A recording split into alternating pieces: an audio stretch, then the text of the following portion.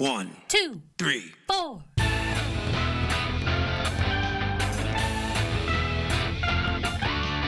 Monster movie. Fun time, go!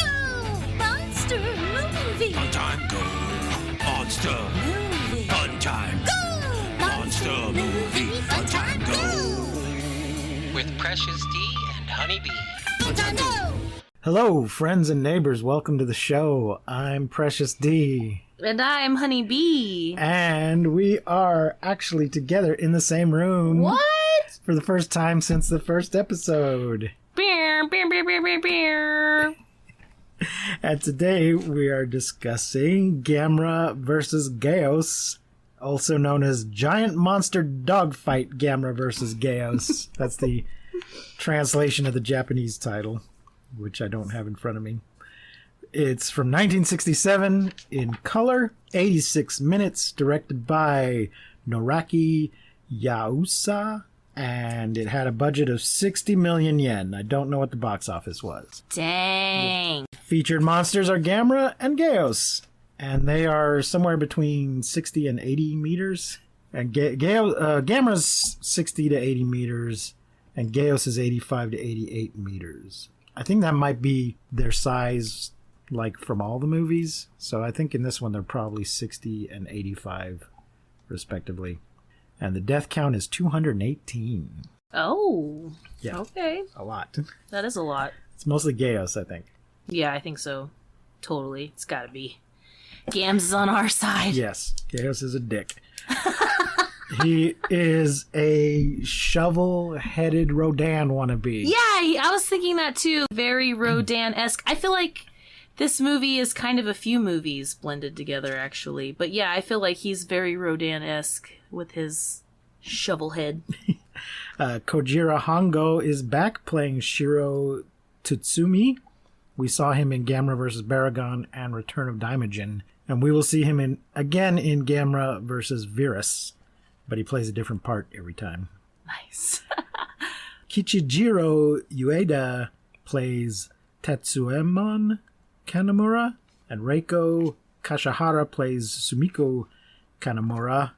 Naoyuki Abe plays Ichi Kanamura. So that is a father, a daughter, and a younger brother. Ichito! Yeah. And those are our main characters. Teru Aragaki plays Gamera. Shout out. I don't have who played Gyaos. He might have been mostly a puppet. Not completely, though. Yeah. While he was flying, probably. Yeah. It's so good to be in front of you. Well, thank you. Yeah, it's so different. Usually, I'm in my car, in a parking lot somewhere, and you're in your closet. In my closet, yes. Yeah. We're at a third location right now, recording together. Wow. So here's our summary that I got from Wikizilla, because it had a longer one than Wikipedia. Yeah. Hell yeah. Thanks, Wikizilla. A chain of earthquakes and seismic activity across Japan causes Mount Fuji to erupt. Mount Fuji frequently erupts in these movies. The eruption lures Gamera, who lands in the mouth of the volcano and consumes the molten lava. A team of United Nations scientists travel to Shizuoka Prefecture in the vicinity of Mount Fuji to investigate the strange phenomena by helicopter, and notice a bizarre green glow emanating from a cavern in the mountains. Suddenly, a yellow laser shoots out of the cavern and slices the helicopter in half, killing everyone aboard. Damn. Experts cannot determine what destroyed the chopper, but believe it had nothing to do with Gamera or the eruption of Mount Fuji. Amidst this confusion, Foreman Shiro Tsutsumi is ordered by his superiors at Express Engineering Corporation to resume construction of a highway in the area. I will say this volcano footage looks really great. Yeah. Like the footage was really good. I was like, dang, what is this? This is good footage here. It didn't feel like old movie that were like trying to believe that there's a volcano erupting. Oh, I liked it. It was good. Okay. Unfortunately, local villagers are obstructing and sabotaging the efforts of Tsumi's crew, believing they can receive a greater selling price for their land by doing so. Shouldn't they have already agreed on the price at this point? Because they act like they're ready to start building the road, and the boss is like, get those villagers out of there, as if this has all already been decided. Yeah, I didn't get this. I didn't really understand the whole, like, throughout the whole thing, that they were like, oh, are we going to sell our land? Should we sell the land? It's like, it's happening right now.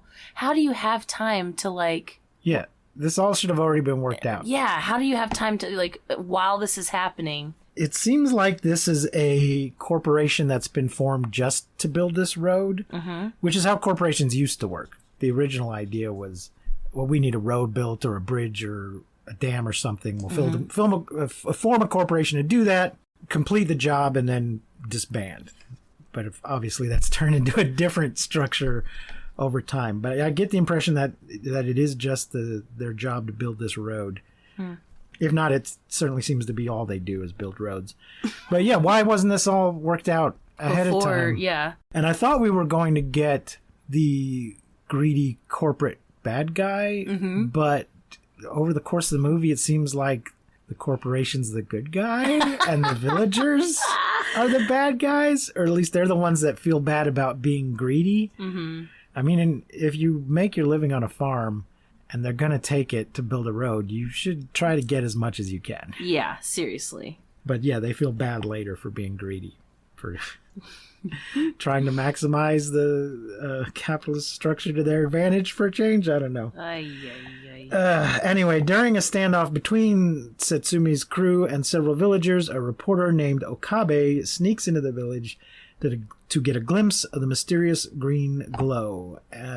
He is caught snooping by Ichi Kanemura, the grandson of Tatsumon Kanemura, the village elder. This is our Panchito character, Eichito. And we really get those in these Gamera movies. Yeah, we do. And I feel like the last time I really liked the kid and you really didn't, or maybe just didn't care as much. Did you like this kid? He was all right. What? He wasn't all right. He wasn't depressed and sad like the last one. He was great. He was so great. I love this one. This is one of my favorite Panchitos. I did like when he came out and started throwing his toys at the guys that he's a badass. I love this guy. I love this one. He's one of my favorite Panchito characters. Okay. Yeah. Okabe convinces Ichi to guide him into the cavern so he can get a scoop on the green glow. So here we have another reporter character, but this one's not quite as heroic as some of the others that we've seen. Yeah, he's a douchebag, in fact. Yeah. We find out in about 5 minutes. Yeah. When they reach the cave, the ground begins to shake and the cave's ceiling begins to collapse. Okabe ditches Ichi and runs out of the cave, but is caught in the grasp of a huge bat-like creature which promptly eats him whole. Yes, and also I want to say in this part, the monster, have you ever seen those things where it's like, you have to guess if it's like a potato or a corgi? Or like... or which Pokemon is it? Yeah, or it's like, it'll be like, is it this or is it cake? You know, and it's like, it looks like a Chick-fil-A sandwich, but they like slice it and it's a piece of cake. The monster in this moment just looks like cake. Like he looks like he does. I'm not kidding you. I even rewound it because I was like, wow, he just looks like a cake you would make for someone's birthday of like a monster head. He just looks like a big cake. Not the whole movie, just in this little spot that we get him. Like it's just like a headshot in his mouth and he just looks like a cake. I was like, well, okay. Ladies and gentlemen, this has been our segment. Is it kaiju or is it cake? Yep. The creature turns its attention to Ichi and grabs him, but Gamera arrives and attacks the monster. The monster spits a laser from its mouth, which cuts through Gamera's flesh and nearly slices his arm off. I made a note about how it just keeps hitting the exact same spot on Gamera's arm, very precisely. Yeah, and we get a lot of goop in this movie. Yeah. This is our first goopy moment. Yeah. They all bleed weird colors, though. I love that. Green and purple and stuff. Gamera recedes into his shell and rolls down a hill, slamming into his enemy and causing it to drop Ichi, who Gamera catches in his hand. Yay. Gamera places Ichi on his back and flies to the village where he releases Ichi safe and sound before flying away. But not like regular Gamera flies where he like spins. Since he has Ichi, he like flies like a normal. He doesn't make him dizzy. Yeah. Make him throw up. He doesn't fly like he normally So does. it keeps saying laser here, but I think they tell us later that it's some kind of supersonic, hypersonic sound wave that they're using to do the cutting. Oh, really? I don't remember that at all. Yeah, it's got to do with his double... his double throat? His double throat, his Y-shaped throat. That they're just guessing. Yeah. Totally pulled it out of their ass. The JSDF, I think that's the Defense Force, meets to discuss countermeasures against the new monster, with which Ichi names Gyaos. I love that. I Based love on that his roar? I love that he named it. He was just like, "Hello, everyone." He's sitting in this meeting. He's just like, "Hello, everyone. This is the monster's name. I named it. Okay, carry on with your adult shit." Based on its roar. And then one of the guys says, "So the creature," and he goes, "Gyaos!" His fucking name is Gyaos! I named him. I am 8-year-old. This is science. Yeah. But Gyaos easily shoots down a squadron of fighter jets when they fly over his lair using its laser, which scientists determine to be an incredibly high-frequency sonic beam. See? Oh, okay. So it's not a laser. The JSDF calls off the attack, but that night Gyaos emerges and feeds on local livestock. After what? They always, don't they always? Yes. They always gotta be, I mean, big animals. I get it. It's just funny. After learning that Gyaos is a nocturnal creature, well, doesn't Ichi tell him this? Yes, this is so funny. He's like, the actual, like, people that are supposed to be in the know fighting this monster, the adults, okay? They're like scared of this. They're like in this scary moment, and Ichi scares them, and they're like, aren't you scared, little boy, that this monster could come out at any time? And he's like, no, he only comes out at night. And they're like, what? He only comes out at night. He's like, yeah, I've been making a scrapbook. I'm like, everything this kid says is science and law in this movie. Yeah. He names the monster. He figures out it's nocturnal before the adults do. It's so funny. Yeah, the actual scientist should have maybe noticed that. But. Seriously. But no, Ichi's scrapbook is what finds out that that he's nocturnal. And then the military is just like, oh, great, he's nocturnal. Thanks, little kid. And just like, it's just law all of a sudden. I just love it. I love it so much. So after learning that Gyaos is not a nocturnal creature, the JSDF sets up bright lights all around the village, while Satsumi keeps watch from the construction crew's base of operations. Yeah, this is another like, oh, Gyaos hates lights. Yeah. Let's do this. But doesn't it flip again later? Yeah. Yeah, like it always does. Like it always does, yeah. When Gyaos still comes out of its lair that night, Tatsumi fires a flare to warn the village. Oh yeah, this is a big philo here, that the construction guys are in all the military meetings. Yeah, the two boobs. Because... well, there's two clowns, but then there's Satsumi. But they're most of the construction guys end up quitting because there's no work for them. But no, I mean that they're having these meetings with some kind of government guys and this kid. But the guys from the road company are also there just because they've been there. Yeah, totally. But they're having all these meetings in a hotel next to an amusement park? Question mark? Because that'll be important in a minute. Yeah. So he fires a flare to warn the village. The JSDF attacks Gyaos, but their forces are decimated and the beast takes flight and heads for Nagoya. Gyaos terrorizes the city, destroying a train and eating the helpless passengers. As Gyaos flies over the city, Gamera appears in the sky, having healed from his previous encounter with the fiendish beast. Oh, that's another moment. The Ichi moment is that after this meeting, he's like, he just says out loud into the abyss of nothing like, man, I hope Gamera's at the bottom of the ocean healing his foot. And then it's like a scene of Gamera at the bottom of the ocean healing his foot. And Ichi's just sitting at this meeting screaming into the abyss, Gamera! Like, get better soon! But he's sitting at this meeting. It's just so funny. Oh my gosh. Oh, I love it. Gamera tries to ram into Gyaos in the air, but Gyaos emits a yellow powder that extinguishes Gamera's flame and causes him to fall into the ocean. There is a lot of... the title is a dogfight, giant monster dogfight, and there is a lot of air combat in this one. Air combat. Gyaos, let's see. And he's got this... What is with this powder? I don't know. I don't get it. I'm just saying, he's got too much going on. He's got his sonic beam and fire suppression system. Oh, and it turns out is a vampire. Which is why he can't go out in the sun, I guess. God, I really hated that. Like, that's the worst. Yeah, we'll get to that in a second. God. Gyaos flies over the ocean, but Gamera erupts from the water and bites down on Gyaos' foot. As the sun begins to rise, Gyaos desperately severs his own foot so he can escape before the sun rises completely.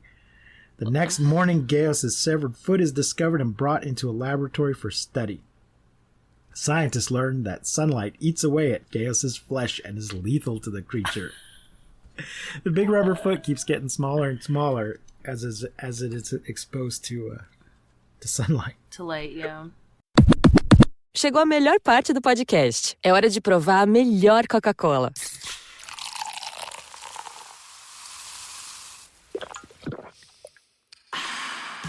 A Coca-Cola sem açúcar. O sabor irresistível da Coca-Cola, sem açúcar e igualmente refrescante. Coca-Cola sem açúcar. A melhor escolha.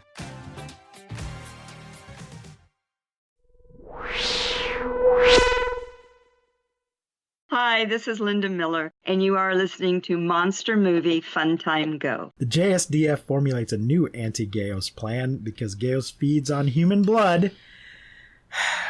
They will fill a giant bowl with artificial blood and place it above a giant turntable located on top of a hotel in the village near Gyaos' lair.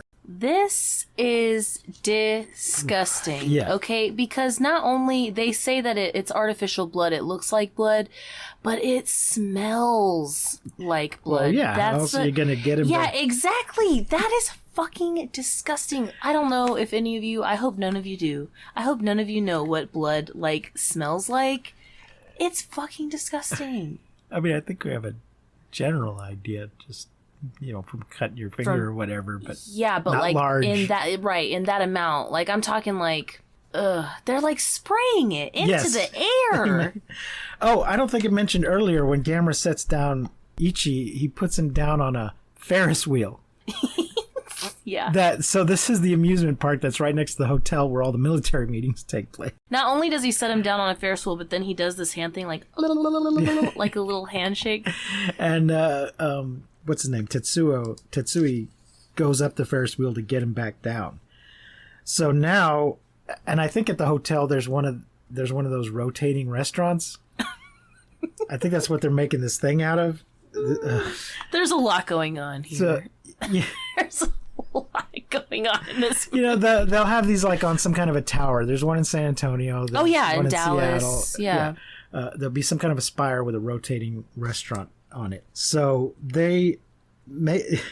so the turntable on top of the hotel is some kind of a restaurant that they're going to put the fountain of blood on and then start up the turntable in order to make him dizzy. Yeah. And this will keep him in place until the sun comes up. While the plan is put into action, Gyaos regenerates its severed foot while resting in its cave. This part was pretty cool. It looks pretty cool when he was growing his little toesies back.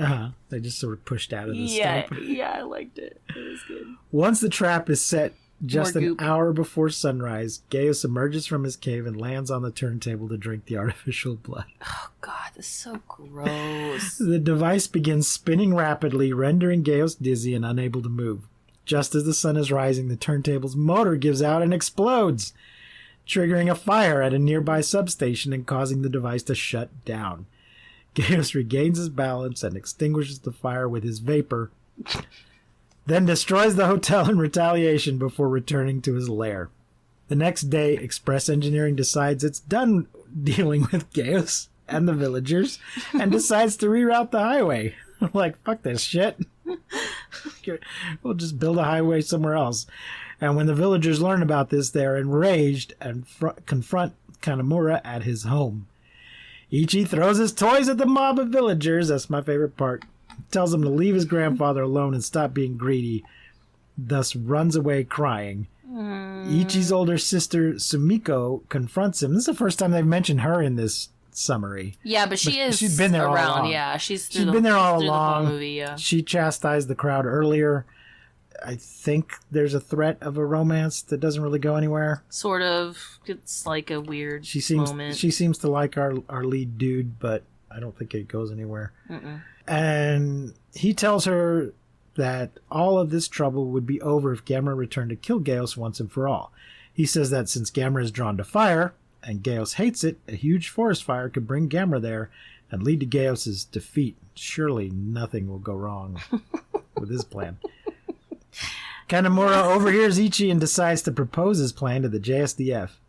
Tatsumi tells Kanamura that the JSDF that he will help put the plan into action and will reroute the highway back through the village once this is all over. Trees in the forest around the village are chopped down and covered in gasoline, then ignited once Gyaos comes out of its cave.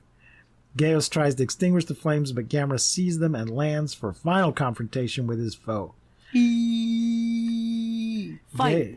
Gyaos fires its sonic beam at Gamera, but he retracts into his shell, which protects him from the beam. Gyaos grabs Gamera while he is in his shell and continually carries him into the sky and throws him to the ground. After he becomes lodged in the side of a hill, Gamera grabs hold of a boulder and throws it into Gyaos' mouth, preventing him from using his sonic beam. Gamera grabs Gyaos and takes flight, carrying him to the summit of Mount Fuji. Gamera bites down on Gyaos' neck and drags them both into the volcano's crater. Gyaos fires one last sonic beam into the air, then succumbs to the molten lava and burns to death. Damn. Gamera flies out of the crater and into the horizon while Ichi waves and calls after him. And it's really great because this like really like catchy song is like at the end, and it as soon as the song ends, like the last beat of the song, it's just like Gamera's roar and then blackout. It's very well done.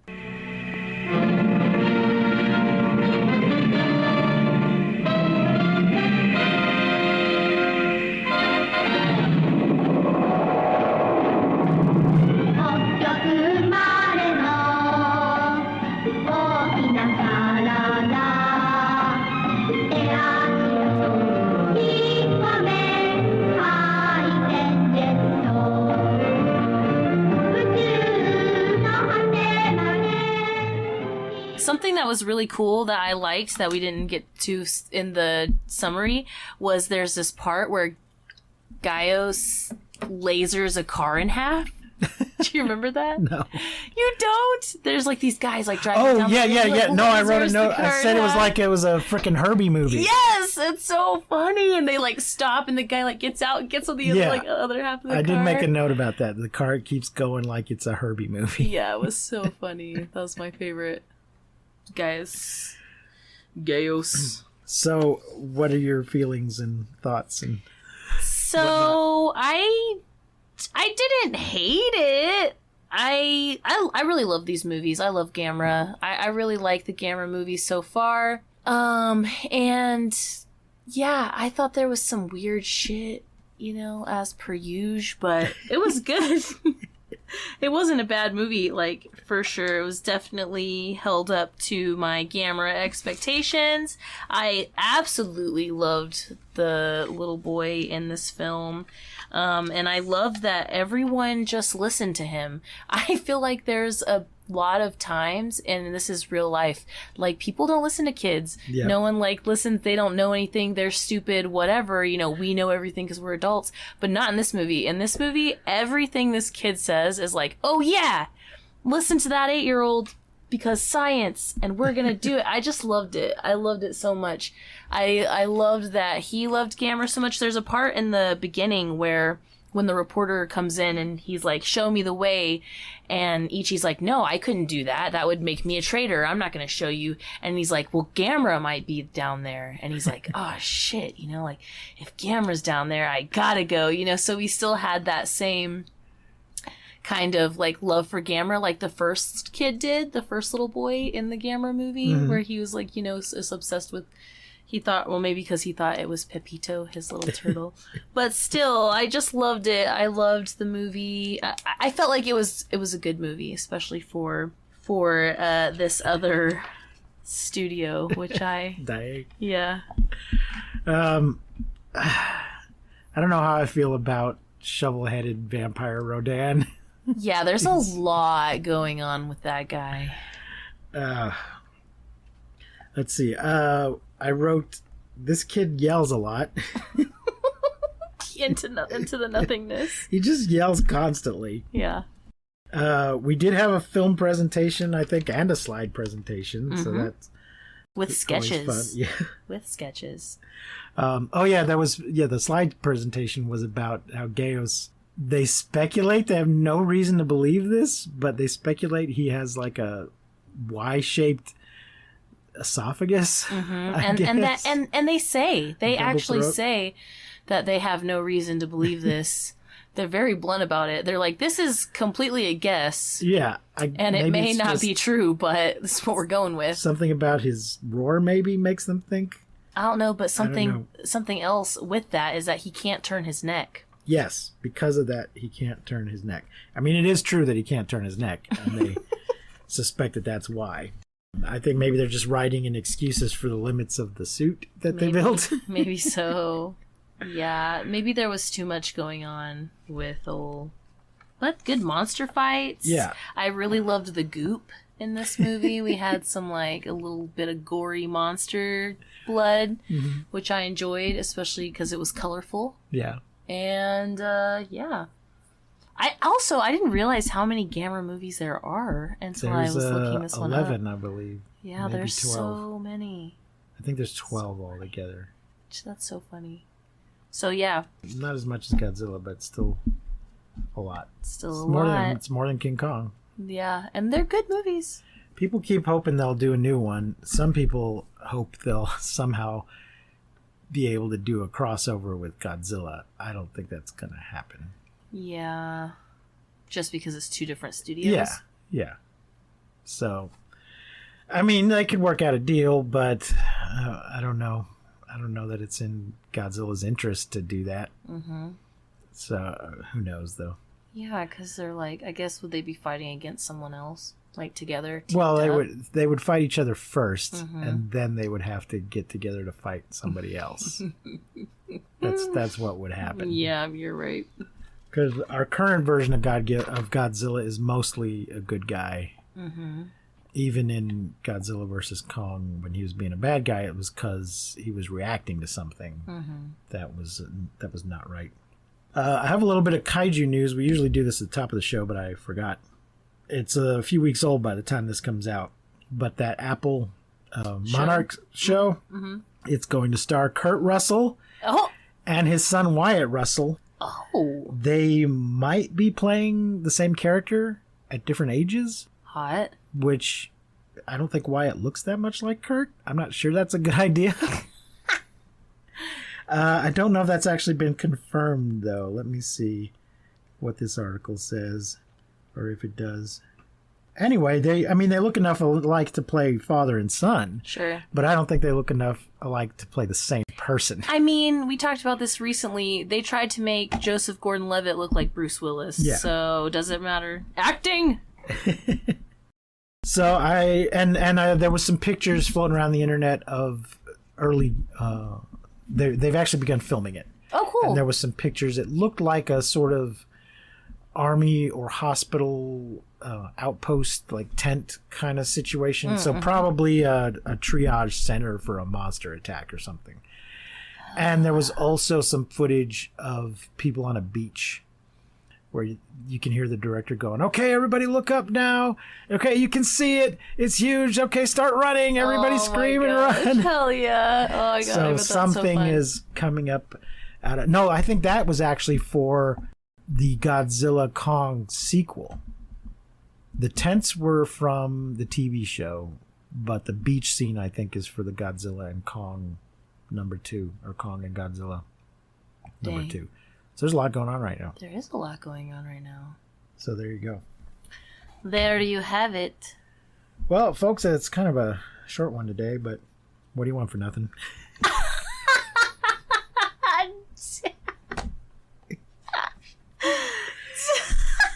We will be back next week with... What are we back with next week? Gappa, the Triphibian monster. The Triphibian monster. So this week's movie was on Prime, I think, and it might also be on Pluto. Gappa, I believe, is on Pluto and Tubi and probably Prime also. You should be able to find it. I found Gappa on YouTube. Oh, well, there you go. Mm-hmm. So, it is not by Daiei or Toho. It's by Nikatsu Corporation. Ooh, a new guy sliding in. So, we'll talk about that next week. Well, how many stars are you giving this Oh, film? yeah, 2.5? Cool. I'm going to say 3. Okay. All right. Okay. So there you go, folks. Thanks for joining us. Check us out on all our social media sites. Subscribe and share and rate us on the iTunes and all that great stuff. And that'll be it for now. Remember to keep calm and seek shelter in basements. And please don't misuse science. We won't see you, but you will hear us next time on Monster Movie Fun Time Go. Woo! You've been listening to Monster Movie Fun Time Go. If you enjoyed the show, please rate and review us on your podcasting platform of choice. Our theme song is by the Texacato Folk Rock Punk featuring Lita Lopez. You can support the show, find links to our social media, and even leave us a voice message at anchor.fm/MNFTG.